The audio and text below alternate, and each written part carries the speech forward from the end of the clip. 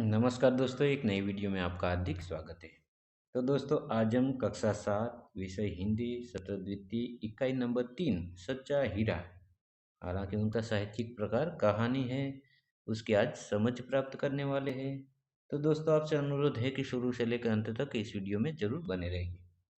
सबसे पहले तो बाल दोस्तों, हमें ये पता होना चाहिए कि कहानी का शीर्षक है सच्चा हीरा। सच्चा यानी कि सही, और हीरा का मतलब होता है नवरत्न, बहुत ही अच्छा आदमी। यहाँ अच्छा बेटे के रूप में है।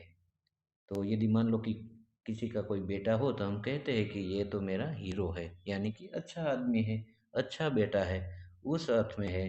तो इसकी कहानी बाल दोस्तों, आप हमारे वर्ग में हमारे कोई भी सर हो, टीचर हो, बहुत ही अच्छी ढंग से हमें पढ़ाया होगा कि जो चार जो स्त्रियां होती है वो तरह तरह की अपने बेटे के बारे में बातें कर रही है। तीनों के तीनों बेटे उनके सामने मिलते हैं, लेकिन कोई किसी की मदद नहीं करता। लेकिन अंत में जो चौथी स्त्री होती है, उसका जो एक बेटा होता है, वह सच में सच्चा हीरा साबित होता है। वो अपनी माँ जो पानी भर के आती है, उस पर उसे दया आ जाती है, और रास्ते में मिलते ही कहते हैं कि लाओ माँ, तुम थक गई होगी, मैं आपका घड़ा हमारे घर तक पहुँचा दूँ। तो इस प्रकार से ये कहानी है, बहुत ही प्यारी है। आप एक बार यदि पढ़ लेंगे तो आपको उसमें से कोई दिक्कत नहीं होगी। कहीं से भी यदि प्रश्न आएंगे तो वो अपने आप लिख सकते हैं। तो ज़्यादा वक्त न गवाते हुए हम डायरेक्ट हम कहानी पर जाते हैं दोस्तों। तो देखिए, शीर्षक है सच्चा हीरा, यानी कि अच्छा बेटा। यहाँ अर्थ में है अच्छा बेटा। तो उसके हम शब्दशः कहानी के जो भी कठिन शब्द है उसके बारे में भी चर्चा करेंगे, हम पढ़ेंगे। तो इस वीडियो में बने रहिए दो बाल दोस्तों आप। प्रस्तुत कहानी में व्यक्ति के ज्ञान के साथ साथ उसके कर्म को भी महत्व दिया गया है। अच्छा ज्ञान अच्छी बात है, लेकिन वह आचरण में नहीं है तो निरर्थक है। इस बात को रोचक तरीके से प्रस्तुत किया गया है। यदि मान लो कि कोई व्यक्ति ज्ञानी तो हो, लेकिन लेकिन उसके आचरण में, समाज में वह ज्ञान नहीं दिखाई देता, तो वह ज्ञान निरर्थक है। ऐसी बात इस कहानी के माध्यम से बताई गई है। सूर्य अस्त हो रहा था। अस्त यानी कि जो जिस कहते हैं, जिस प्रकार गुजराती में कहे कि आथमबु। सूर्य अस्त हो रहा था यानी कि डूब रहा था। पक्षी चहचहाते हुए अपने नीड की ओर जा रहे थे। चहचहाते यानी कि गाना गाते, नीड यानी कि घोंसले। सब पक्षी है वह चहचहाते हुए, बोलते हुए या तो गाते हुए अपने नीड यानी कि अपने घोंसले, गुजराती में कहे कि माड़ा, नीड की ओर जा रहे थे। गांव की कुछ स्त्रियां पानी लेने के लिए घड़े लेकर कुएं की ओर चल पड़ी। बाल दोस्तों, पहले का यह जमाना था, जो गांव था उसमें पहले डंकी थी, हैंडपंप, और कुएं थे। तो पानी पीने का आज जो हम नल खोलते हैं, नर्मदा का पानी हमारे घर पर आता है, तो वो पहले बाल दोस्तों नहीं था। पहले जो गांव होता था उसमें कुआं होता था, वो उसमें से पानी खींचते थे, जो हमें चित्र में दिखाई दे रहा है। ऐसे जो कुएं होते थे या तो डंकी होते हैं, उनके आसपास गंदा पानी न जाए, उसकी गोलाकार में जो, जिस प्रकार से यह चित्र में आप देखिए, तो उस प्रकार से कुछ गंदा पानी न चला जाए, इस प्रकार से बना के कुछ जगत बोलते हैं उसे, वो भी थी। तो वहाँ गांव की स्त्रियां इकट्ठी हो रही थी और कुछ न कुछ बातें कर रही थी। तो इसमें बात अपने बेटे पर जाती है, वो आगे है। गांव की कुछ स्त्रियां पानी के लिए घड़े लेकर कुएं की ओर चल पड़ी। पानी भरकर कुछ स्त्रियां तो अपने घरों को लौट गई, परंतु उनमें चार कुएं की पक्की जगत पर बैठकर आपस में इधर उधर की बातें करने लगी। कुएं की जगत यानी कि कुएं के आजू बाजू वाला इलाका है, उसे जगत कहते हैं। वहां बैठकर जो कुछ इधर उधर की बातें करना, यानी कि आसपास की जो भी बातें करने लगती है।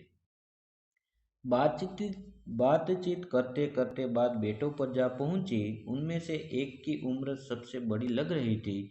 वह कहने लगी, भगवान सबको मेरे बेटे जैसा बेटा दे। मेरा बेटा लाखों में एक है, उसका कंठ बहुत मधुर है। कंठ यानी कि गला। पहली जो स्त्री है, बड़ी वाली, वो कहते हैं कि भाई मेरे जैसा बेटा तो लाखों में एक है। उसका यदि आप कंठ सुनेगा ना, बहुत ही अच्छा गाता है। इस प्रकार से मेरे बेटे का कंठ है, यानी कि गला है, वह बहुत अच्छा गाता है। उसके गीत को सुनकर कोयल और मैना भी चुप हो जाती है। जो क्या कहा कि कोयल और मैना, किस प्रकार से कोयल मीठा गाती है, ये मैना और कोयल, तो वो भी उसे सुनने के लिए बेकरार हो जाती है और उनका गीत सुनने के लिए वो चुप हो जाती है, ऐसी वह स्त्री कहती है। लोग बड़े चाव से उसका गीत सुनते, चाव यानी कि प्रेम प्यार से लोग इसका गीत सुनते हैं। तो पहली जो स्त्री है वह कहती है, उसकी बात भी हमें ध्यान रखनी है। वह क्या है कि सबसे उनमें सबसे की उम्र सबसे बड़ी लग रही है। यानी कि पहली स्त्री अपने बेटे के बारे में क्या कह रही है कि उसके कंठ के बारे में वो बात कर रही है। वो हमें प्रश्न पूछा जाएगा कि पहली स्त्री ने अपने बेटे के बारे में क्या कहा, तो हम उत्तर लिखेंगे कि पहली स्त्री ने अपने बेटे की प्रशंसा करते हुए कहा कि मेरा बेटा लाखों में एक है, उनका गला बहुत ही मधुर है, उनके गीत को सुनकर कोयल और मैना भी चुप हो जाती। इस प्रकार से बच्चों में लिख देना है। तो देखिए, ये जो गांव का दृश्य है, ये जो चार स्त्रियों की बात कही गई है, देखिए आप, तो इस प्रकार से कुआं होता है। ये जो गोलाकार होता है, जो स्त्रियां बैठी है उस पर कुएं के आसपास, उसे हिंदी में जगत बोलते हैं। बाल दोस्तों, कभी कभार आपने गांव में कोई यदि वाव हो तो आपने देखी होगी कि इस प्रकार से जो उसमें एक चक्कर होता है, जो एक रस्सी होती है, बाल्टी इसमें डालते हैं अंदर और उसके बाद पानी उसमें भर जाते हैं। उसके बाद ये सारी स्त्रियां खींचते हैं। इस प्रकार जो उनका घड़ा है वो भरकर वह घर पर पहुंचाती थी। तो इस प्रकार से पहले का जो बाल दोस्तों जमाना था।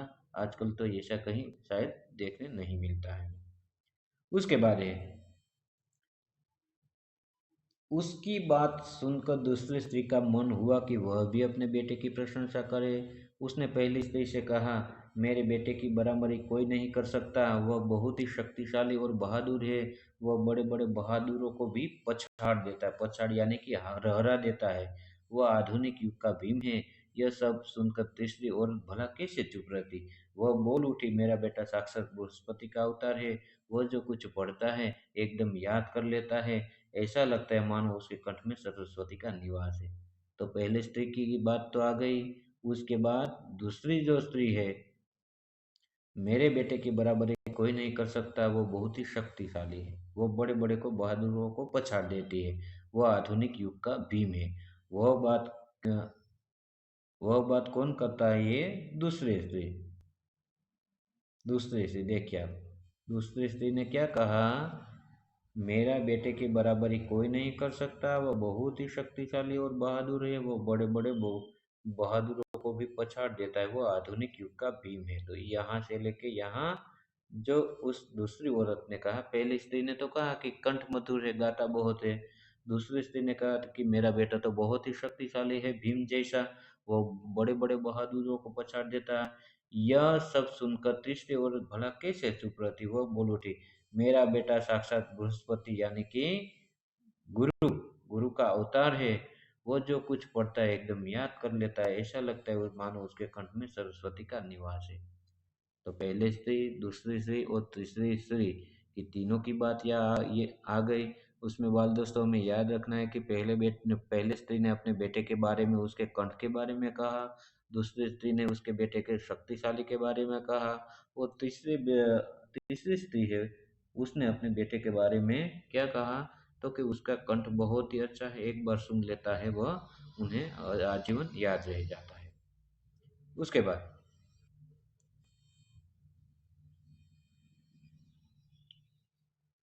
तीनों औरतों की बातें सुनकर चौथी स्त्री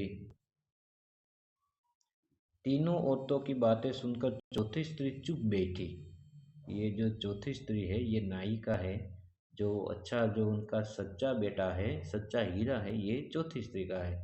तीनों तीनों जो स्त्रियां हैं, उन्होंने तो अपने अपने बारे में, उनके बेटों के बारे में बात कही, लेकिन चौथी स्त्री है वह कुछ न बोली, चुपचाप बैठी। उसने अपने बेटे के बारे में कुछ न कहा। पहली ने उसे टोकते हुए कहा, क्यों बहन, तुम क्यों चुप हो? तुम भी तो अपने बेटे के बारे में कुछ बताओ। चौथी स्त्री ने बेटे ही सहज भाव से कहा, मैं अपने बेटे की क्या प्रशंसा करूं? वह तो न गंधर्व सा गायक है, न भीम सा बलवान है, और न ही बृहस्पति का अवतार है, यानी कि न तो बुद्धिमान है। तो वह कहते कि भाई मैं क्या बताऊँ, मेरा बेटा तो आपके बेटों की तरह ना तो शक्तिमान है, ना तो बलशाली है, ना तो उसे कुछ याद रहता है, और ना तो वह उनका कंठ मधुर। मैं अपने बेटे के बारे में क्या प्रशंसा करूँ? तो वो चुप रहती है, कुछ बोलती नहीं है।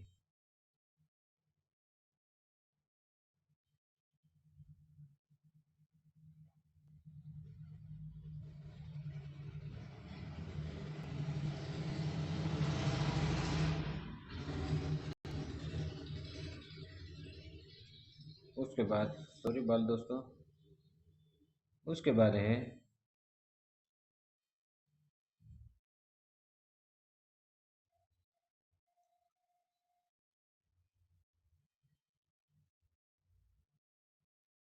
कुछ समय बाद जब वे सब घड़े सिर पर रखकर लौटने लगी, तभी किसी गीत का मधुर स्वर सुनाई पड़ा।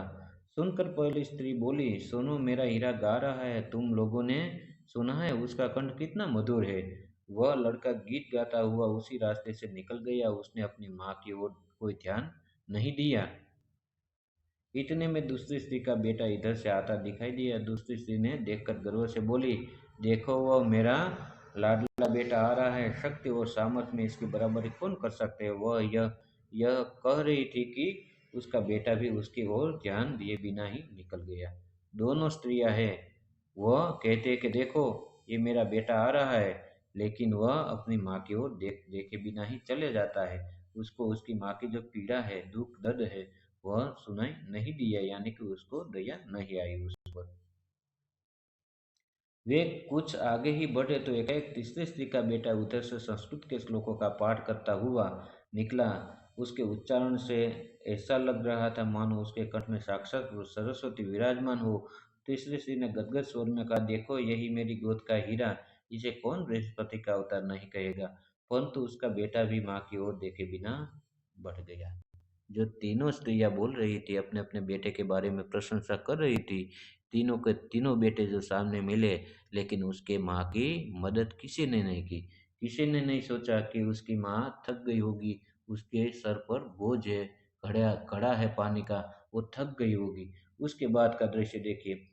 वह अभी थोड़ी ही दूर गया था कि चौथी स्त्री का बेटा भी अचानक इधर से आ निकला। वह देखने में बहुत सी सीधा साधा और सरल प्रकृति का लग रहा था। उसे देखकर चौथी स्त्री ने कहा, बहन, यही मेरा लाल है। तो हम चित्रों में बाल दोस्तों देख सकते हैं कि जो ये चौथी स्त्री है, इसके इसका ये बेटा है। तो अपनी माँ की ओर हाथ जो बढ़ाता है कि लाओ माँ, तुम थक गई होगी, जो मैंने आगे तुम्हें कहा।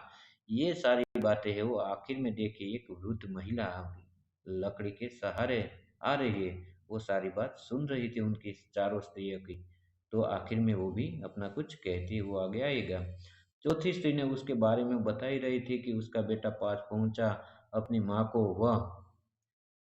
को देखकर वह रुक गया और बोला, माँ लाओ, मैं तुम्हारा घड़ा पहुंचा दूं। मना करने पर भी उसने माँ के सिर से पानी से भरा घड़ा उतार कर अपने सिर पर रखा और घर की ओर चल पड़ा।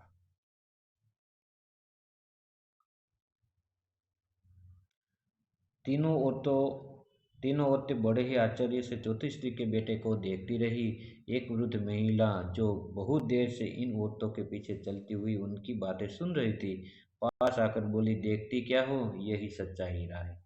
तो ये जो वृद्ध महिला बहुत देर से ये चारों की बातें सुन रही थी, वह आखिर में वो बोली, देख क्या रही हो, यही सच्चा हीरा है, यानी कि यही सच्चा आदमी, अच्छा बेटा यही है। तो बाल दोस्तों, हमें भी क्या करना है? हमें भी सच्चा हीरा से प्रेरणा लेनी है। यदि हमारे कोई माँ हो, परिवार हो, बाप हो, बूढ़े हो, तो उसकी भी हमें मदद करनी चाहिए। हमें चौथे स्त्री की बेटे की तरह बनना चाहिए। भले हमारा कोई बखान न करे, लेकिन हमें हमारे संस्कार ऐसे बनाने हो, ऐसे बनने हो कि कोई व्यक्ति हमें जो मदद करे, वो देख के वो भी कहे कि यही आपका सच्चा लाल है, सच्चा हीरा है, सच्चा आदमी है, अच्छा बेटा है। तो बाल दोस्तों, ये था आज का वीडियो। वीडियो। ये वीडियो आपको कैसा लगा? यदि आपको इस वीडियो अच्छा लगा तो वीडियो को एक लाइक कर देना, प्यारा सा कमेंट कर देना।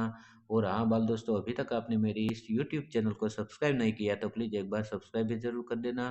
क्योंकि बाल दोस्तों, मैं इस चैनल में गुजराती, हिंदी, संस्कृत के कोई पाठ की समझ हो, कविता के समझ हो, स्वाध्ययन पोथी सॉल्यूशन हो, स्वाध्याय के प्रश्न के उत्तर हो, अभ्यास के प्रश्न के उत्तर हो, सभी मैं इस चैनल में डालता हूँ। तो कृपया करके ज़रूर इस चैनल को सब्सक्राइब कर लेना। तो बाय बाय दोस्तों, मिलते हैं अगले वीडियो में। नमस्कार।